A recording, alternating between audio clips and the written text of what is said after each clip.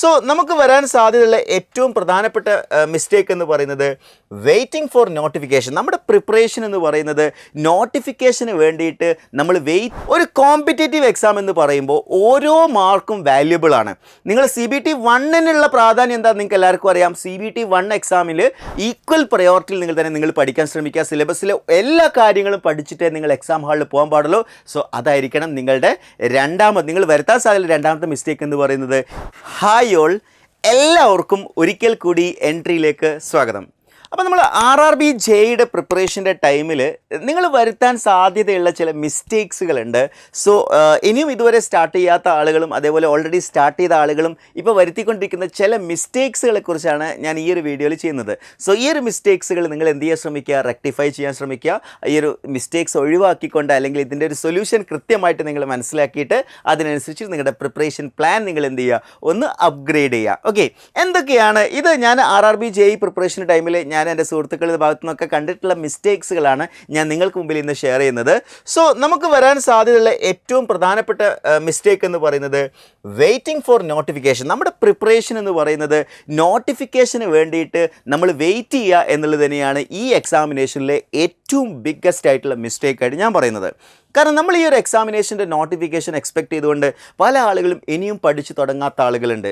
അതുതന്നെയാണ് ഈ എക്സാമിനേഷനിൽ നിങ്ങൾ വരുത്താൻ പോകുന്ന ഏറ്റവും പ്രധാനപ്പെട്ട മിസ്റ്റേക്കിൽ ഒന്നായിട്ട് ഞാൻ കൺസിഡർ ചെയ്യുന്നത്. കാരണം നമ്മൾ എത്രത്തോളം നേരത്തെ പ്രിപ്പറേഷൻ സ്റ്റാർട്ട് ചെയ്യുന്നോ അത്രത്തോളം നമുക്ക് എന്ത് ചെയ്യാണ്, പ്രിപ്പറേഷനുള്ള ടൈം ലഭിക്കുകയാണ്. അതേപോലെ തന്നെ കൺസെപ്റ്റുകൾ ഒന്നുകൂടി സ്ട്രോങ് ആയിട്ട് പഠിക്കാനും അതേപോലെ തന്നെ ക്വസ്റ്റ്യൻസുകൾ പ്രാക്ടീസ് ചെയ്യാനൊക്കെ ഉള്ള ഒരുപാട് സമയം നിങ്ങൾക്ക് നേരത്തെ തുടങ്ങിയാൽ ലഭിക്കും. ഇപ്പം നേരത്തെ എന്ന് പറയുമ്പോൾ അറ്റ് പ്രസൻറ്റ് നിങ്ങൾക്കറിയാം ഞാൻ ഈ വീഡിയോ ചെയ്യുന്നത് ജൂണിലാണ്. മോസ്റ്റ്ലി ജൂലൈയിൽ തന്നെ നോട്ടിഫിക്കേഷൻ വരാൻ പോവുകയാണ്. അതുകൊണ്ട് തന്നെ ഇനിയും വൈകിക്കൂടാ എന്നുള്ളത് തന്നെയാണ് അല്ലേ. അപ്പോൾ ഓൾറെഡി പ്രിപ്പറേഷൻ സ്റ്റാർട്ട് ചെയ്ത ആളുകളൊക്കെ ഉണ്ടാവും. സോ നിങ്ങളോട് എനിക്ക് പറയാനുള്ളത്, നിങ്ങൾക്ക് മുന്നിൽ നോട്ടിഫിക്കേഷൻ വരാത്തത് കൊണ്ട് തന്നെ നമ്മൾ നോട്ടിഫിക്കേഷന് വെയിറ്റ് ചെയ്തത് കൊണ്ട് നമ്മൾ പ്രിപ്പറേഷൻ എന്ന് പറയുന്നത് കുറച്ച് അതിൻ്റെ ടൈം കുറയാനും അല്ലെങ്കിൽ നമ്മൾ വേണ്ടത്ര ഒരു സീരിയസ്നെസ് കൊടുക്കാത്തൊരു ഇഷ്യൂ അവിടെ വരാൻ സാധ്യതയുണ്ട്. സോ അത് നിങ്ങൾ പരമാവധി ഒഴിവാക്കുക. ഓൾറെഡി എക്സാം വരാൻ പോവുകയാണെന്നുള്ള ആ ഒരു സ്ട്രോങ് ബിലീവിൽ നിങ്ങൾ പഠിക്കുകയാണെങ്കിൽ ഡെഫിനറ്റ്ലി നിങ്ങൾക്ക് ഈ ഒരു മിസ്റ്റേക്ക് എന്ത് ചെയ്യാവുന്നതാണ്, റെക്ടിഫൈ ചെയ്യാവുന്നതാണ്. നിങ്ങളുടെ മുന്നിൽ എക്സാം വന്നു എന്ന് തന്നെ വിചാരിച്ചോളൂ. ജൂലൈയിൽ നോട്ടിഫിക്കേഷൻ വന്നു എന്ന് തന്നെ വിചാരിച്ചുകൊണ്ട് നിങ്ങൾ പഠിച്ചു തുടങ്ങിക്കോളൂ. But not waiting for notification എന്നുള്ളതാണ്. അതായത് നമ്മളിങ്ങനെ വെയിറ്റ് ചെയ്യുകയാണ് നോട്ടിഫിക്കേഷൻ വരട്ടെ എന്ന്. ഇനിയിപ്പോൾ നോട്ടിഫിക്കേഷൻ വന്നാൽ പിന്നെ അടുത്ത വെയിറ്റിംഗ് ആണ് എന്താണ്, എക്സാം ഡേറ്റ് അനൗൺസ് ചെയ്യട്ടെ. സോ അത്തരത്തിലുള്ള ഒരു വെയിറ്റിങ്ങും ഒരു എക്സാമിനേഷന് വേണ്ടി നിങ്ങൾ നടത്താൻ പാടില്ല. സോ ഈ മിസ്റ്റേക്കിൽ നിന്നുള്ള സൊല്യൂഷൻ ഞാൻ പറഞ്ഞു, നേരത്തെ തുടങ്ങുക, ഇനിയും വൈകാൻ സമയമില്ല എന്നുള്ളത് തന്നെയാണ്. ഇനി എന്താണ് രണ്ടാമത് നിങ്ങൾ വരുത്താൻ സാധ്യതയുള്ള മിസ്റ്റേക്ക് എന്ന് പറയുന്നത്, പ്രയോറിറ്റൈസിങ് ദ ടോപ്പിക്സ് എന്നുള്ളതാണ്. അതായത് ചില ആളുകൾ പറയാറുണ്ട് CBT 2-ൻ്റെ ടെക്നിക്കൽ സബ്ജക്റ്റാണ് റാങ്ക് ലിസ്റ്റിൽ ക്രൂഷ്യൽ ആകാൻ പോകുന്നത്. സോ നിങ്ങൾ ടെക്നിക്കൽ സബ്ജക്റ്റിനാണ് കൂടുതൽ പ്രയോറിറ്റി കൊടുക്കേണ്ടത്. എന്നാൽ ചില ആളുകൾ പറയും നിങ്ങൾ ഫസ്റ്റ് ഇയർ എക്സാമിനേഷൻ ക്വാളിഫൈ ചെയ്യണമെന്നുണ്ടെങ്കിൽ CBT 1 നന്നായിട്ട് എന്ത് ചെയ്യണം, പ്രയോറിറ്റി കൊടുക്കണമെന്നും പറയാറുണ്ട്. സോ ഇതിൽ ഏതാണ് പ്രയോറിറ്റി കൂടുതൽ കൊടുക്കേണ്ടത് എന്നുള്ള ആ ഒരു സ്റ്റേജസിൽ നിങ്ങൾ എത്തുകയാണെങ്കിൽ ഡെഫിനറ്റ്ലി ഞാൻ നിങ്ങളോട് പറയുന്നത്, നിങ്ങൾ ഇതേപോലെ പ്രയോറിറ്റൈസ് ചെയ്തിട്ട് ടോപ്പിക്സിനെ മാറ്റി നിർത്തരുത്.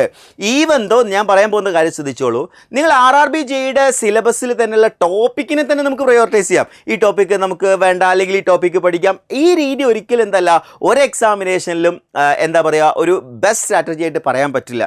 നമ്മളിപ്പോൾ ഒരു ഡിസ്ക്രിപ്റ്റീവ് എക്സാമിനേഷൻ എഴുതുകയാണെങ്കിൽ നമുക്ക് വേണമെങ്കിൽ പറയാം ഈ ടോപ്പിക്ക് ഇമ്പോർട്ടൻ്റ് ആണ്, ഈ ടോപ്പിക്കിൽ നിന്ന് കൂടുതൽ ക്വസ്റ്റ്യൻസുകൾ വന്നേക്കാം എന്നുള്ള ഒരു സ്ട്രാറ്റജി ഓക്കെയാണ്. അത് ആ ഡിസ്ക്രിപ്റ്റീവ് എക്സാമിനേഷനിൽ എന്താണ് നമുക്ക് അപ്ലൈ ചെയ്യാൻ പറ്റും.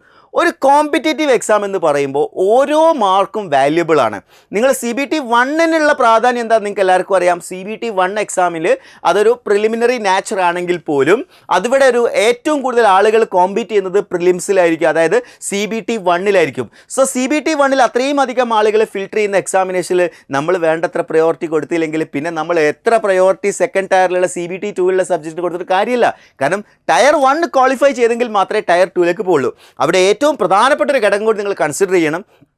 മുൻ വർഷങ്ങളിലെ കട്ട് ഓഫ് നിങ്ങൾ ഒരിക്കലും ഇവിടെ കൺസിഡർ ചെയ്യരുത്. കാരണം മുൻ വർഷങ്ങളിൽ നടന്ന എക്സാമിൻ്റെ പ്രത്യേകത 4 വർഷം 5 വർഷമൊക്കെ കൂടുമ്പോഴാണ് എക്സാം വരാറുള്ളത്. എന്നാൽ ഇത്തവണ മുതൽ ഇയർലി എക്സാമിനേഷൻ ആണ് എന്ന് മാത്രമല്ല 2025 ജൂൺ വരെയുള്ള വേക്കൻസീസ് മാത്രമേ നിങ്ങൾക്ക് അവൈലബിൾ ആവുള്ളൂ. അതായത് 2025 ജൂണിന് ശേഷമുള്ള വേക്കൻസീസ് നിങ്ങൾക്ക് വരുന്നില്ല. അപ്പോൾ ഉറപ്പായിട്ടും വേക്കൻസി കുറയാൻ പോകുന്നു എന്നുള്ളതാണ് അല്ലേ. വേക്കൻസി കുറയുന്നു എന്നുള്ളതിൽ നിങ്ങൾ ഒരിക്കലും ഡിപ്രസ്ഡ് ആവുക അല്ലെങ്കിൽ ടെൻഷൻ അടിക്കൊന്നും വേണ്ട. കാരണം ഇനി അങ്ങോട്ട് ഇയർലി എക്സാമിനേഷൻ ആയതുകൊണ്ടാണ് അങ്ങനെ സംഭവിക്കുന്നത്. സോ അതുകൊണ്ട് തന്നെ ടയർ 1 എക്സാമിനേഷൻ എന്ന് പറയുന്നത് കുറച്ചുകൂടി കോമ്പറ്റീഷൻ കൂടുമെന്നാണ് ഞാൻ പ്രതീക്ഷിക്കുന്നത്. ഇപ്പോൾ നിലവിലുള്ള കട്ട് ഓഫിനേക്കാൾ കുറച്ചുകൂടി ബെറ്റർ ആയിട്ടുള്ള കട്ട് ഓഫ് ആയിരിക്കും വരാൻ പോകുന്നത്. കൂടുതൽ കോമ്പറ്റീഷനും ടയർ 1 നടക്കാൻ പോകുന്നു. സോ അതുകൊണ്ട് നിങ്ങൾ എന്ത് ചെയ്യരുത്, ടോപ്പിക്കിനെ പ്രയോറിറ്റൈസ് ചെയ്തല്ല പഠിക്കേണ്ടത്. ഈക്വൽ പ്രയോറിറ്റിയാണ് എല്ലാ സബ്ജക്റ്റിനും നിങ്ങൾ കൊടുക്കേണ്ടത്. ഈ ബന്ധവും നിങ്ങളുടെ ടെക്നിക്കൽ സബ്ജക്റ്റിലെ ഓരോ മൊഡ്യൂൾസുകളും ഈക്വൽ പ്രയോറിറ്റിയിൽ നിങ്ങൾ പഠിക്കാൻ ശ്രമിക്കുക. സിലബസിലെ എല്ലാ കാര്യങ്ങളും പഠിച്ചിട്ടേ നിങ്ങൾ എക്സാം ഹാളിൽ പോകാൻ പാടുള്ളൂ. സോ അതായിരിക്കണം നിങ്ങളുടെ നിങ്ങൾ വരുത്താൻ സാധ്യത രണ്ടാമത്തെ മിസ്റ്റേക്ക് എന്ന് പറയുന്നത് ഈ പറഞ്ഞ പ്രയോറിറ്റൈസ് ചെയ്യുക എന്ന് പറയുന്ന ആ ഒരു പ്രോസസ്സ് തന്നെയാണ്. ഇനി മൂന്നാമത്തെ കാര്യത്തിലേക്ക് വരികയാണെങ്കിൽ ഇതാണ് ഒരുപാട് ആളുകൾക്ക് വലിയ മിസ്റ്റേക്ക് വരുത്തുന്ന ഒരു കാര്യം എന്ന് പറയുന്നത്, മോക്ക് ടെസ്റ്റുകൾ വേണ്ടത്ര അറ്റൻഡ് ചെയ്യില്ല. നമ്മളിപ്പോൾ കണ്ടൻ്റ് ഒക്കെ നല്ല ഡബിൾ സ്ട്രോങ് ആക്കിയിട്ട് വെച്ചതിന് ശേഷം നമ്മൾ എന്ത് ചെയ്യാണ്, എക്സാം ഹാളിൽ പോകുന്ന സമയത്താണ് നമുക്ക് എന്ത് ചെയ്യാൻ പറ്റുന്നത്, ഒരു വലിയ ഇഷ്യൂ നമ്മൾ ഫേസ് ചെയ്യാൻ പോകുന്നത്.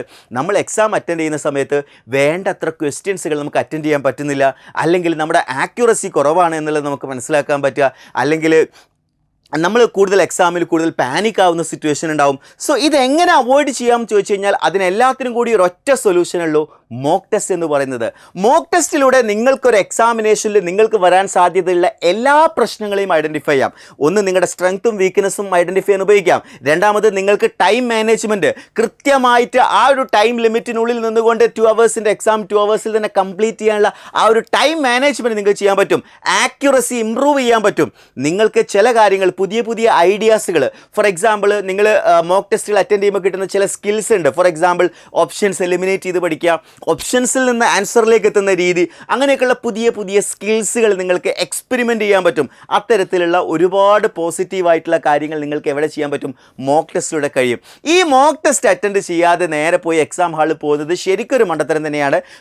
ആ ഒരു മിസ്റ്റേക്ക് നിങ്ങൾ ഒരു കാരണവശാലും നിങ്ങളുടെ ഭാഗത്തു നിന്ന് വരാൻ പാടില്ല. മോക്ക് ടെസ്റ്റ് എന്ന് പറയുന്നത് നിങ്ങളുടെ എക്സാം പ്രിപ്പറേഷനിലെ ഏറ്റവും പ്രധാനപ്പെട്ട ഒരു ഫാക്ടറാണ്. ഇനി അടുത്തൊരു ഘടകം എന്ന് പറയുന്നത് ലാക്ക് ഓഫ് റിവിഷൻ ആണ്. അതായത് നമ്മൾ ഈ ടോപ്പിക്കുകളൊക്കെ പഠിച്ചു, അതായത് നമ്മളിപ്പോൾ ഒരു 6 മാസത്തെ പ്രിപ്പറേഷൻ ആണെങ്കിൽ ഓൾറെഡി ഈ ടോപ്പിക്കുകളൊക്കെ പഠിച്ച് ലാസ്റ്റിൽ പോയിട്ട് പരീക്ഷ എഴുതാമെന്ന് വിചാരിക്കും. പക്ഷേ ആദ്യകാലങ്ങളിൽ നമ്മൾ പഠിച്ച, അല്ലെങ്കിൽ തുടക്കത്തിൽ നമ്മൾ പഠിച്ച പല ടോപ്പിക്കുകളും ഇതിനോടകം നമ്മൾ മറന്നുപോയിട്ടുണ്ടാവും അല്ലേ. സോ അത് മറക്കാതിരിക്കണമെങ്കിൽ നമ്മൾ അത് കൃത്യമായിട്ട് ഇടവേളകളിൽ, ഞാൻ എഫക്റ്റീവ് റിവിഷനെ കുറിച്ച് ഓൾറെഡി ഒരു വീഡിയോ ചെയ്തിട്ടുണ്ട്, ഏറ്റവും എഫക്റ്റീവായിട്ട് കൃത്യമായിട്ടുള്ള ഇടവേളകളിൽ ഏറ്റവും മികച്ച രീതിയിൽ നമ്മൾ ടോപ്പിക്കുകൾ എന്ത് ചെയ്യണം, റീവൈസ് ചെയ്ത് പഠിച്ചേ മതിയാവുള്ളൂ. എന്നിരുന്നാൽ മാത്രമേ നമുക്ക് എന്ത് ചെയ്യാൻ പറ്റുള്ളൂ, ഈ ഒരു എക്സാമിനേഷനിൽ എക്സൽ ചെയ്യാൻ പറ്റുള്ളൂ. സോ ഇത്തരം മിസ്റ്റേക്സുകൾ നിങ്ങൾ അവോയ്ഡ് ചെയ്യാൻ ശ്രമിക്കുക. എന്നിട്ട് നിങ്ങളുടെ പ്രിപ്പറേഷൻ എന്ന് പറയുന്നത് അടുത്ത ലെവലിലേക്ക് നിങ്ങൾ ഉയർത്തുക എന്നുള്ളതാണ്. സോ RRB JEE പ്രിപ്പറേഷൻ ഇനിയും സ്റ്റാർട്ട് ചെയ്യാത്ത ആളുകളുണ്ടെങ്കിൽ ഒരു പേഴ്സണൽ മെൻറ്റർഷിപ്പോട് കൂടി കൃത്യമായിട്ടുള്ളൊരു ഡയറക്ഷൻ നൽകിക്കൊണ്ട് ഏറ്റവും എഫക്റ്റീവായിട്ടുള്ളൊരു സ്റ്റഡി പ്ലാനിൽ നിങ്ങൾ പഠിക്കാൻ ആഗ്രഹിക്കുന്നുണ്ടെങ്കിൽ എൻട്രിയുടെ RRBയുടെ JEE കോഴ്സിൽ നിങ്ങൾക്ക് ജോയിൻ ചെയ്യാം. ഏറ്റവും മികച്ച അധ്യാപകരുടെ ഏറ്റവും ലേറ്റസ്റ്റ് ആയിട്ടുള്ള ക്ലാസ്സുകളായിരിക്കും നിങ്ങൾക്ക് അവൈലബിൾ ആവും. റീയൂസ്ഡ് കണ്ടന്റ് ഒന്നല്ല, എല്ലാം പുതിയ കണ്ടന്റാണ്. RRB JEE എക്സാമിന് വേണ്ടി എക്സ്ക്ലൂസീവ്ലി നമ്മൾ തയ്യാറാക്കിയിട്ടുള്ള ബെസ്റ്റ് കണ്ടന്റ് ആയിരിക്കും നിങ്ങൾക്ക് പ്രൊവൈഡ് ചെയ്യാൻ പോകുന്നത്. സോ ഈ ഒരു കോഴ്സിൽ ജോയിൻ ചെയ്ത് പഠിക്കാൻ താല്പര്യമുള്ളവർ താഴെ കൊടുത്തിരിക്കുന്ന ഗൂഗിൾ ഫോം ഫില്ല് ചെയ്യുക, നിങ്ങളുടെ സീറ്റ് ഉറപ്പാക്കുക. So that's all for today. Thank you.